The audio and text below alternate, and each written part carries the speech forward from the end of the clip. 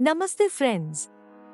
In this series of videos, we will look into GDP as matrix of growth and development, how it came into existence, its major shortcomings and what are the alternative or improvement required in it. Let me ask you a question. At the start of video itself, can activity always equal prosperity? What do you think? Yes or no? Please choose either of one answers. We will review that at the end, after looking into all aspects of the GDP.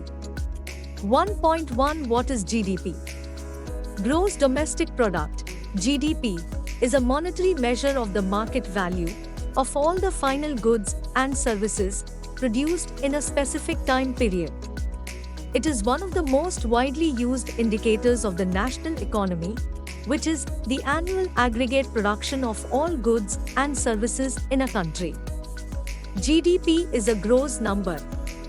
It is the sum total of everything we produce over a given time period. It includes cars built, educational programs we attend to, and broadband connections made. But it also counts plastic waste being accumulated in the ocean, burglar alarms, and petrol consumed while stuck in traffic. How can the sum total of everything we do as human beings be so compacted? How can our activity be conflated with something as complex, nuanced, and contested as our well-being?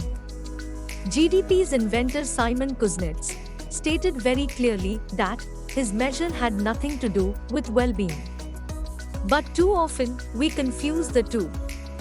For several decades, gross domestic product has been the global elite's go-to number.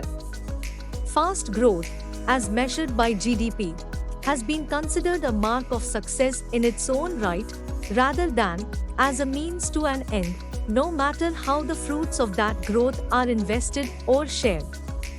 If something has to be sacrificed to get GDP growth moving, whether it be clean air, public services, or equality of opportunity, then so be it.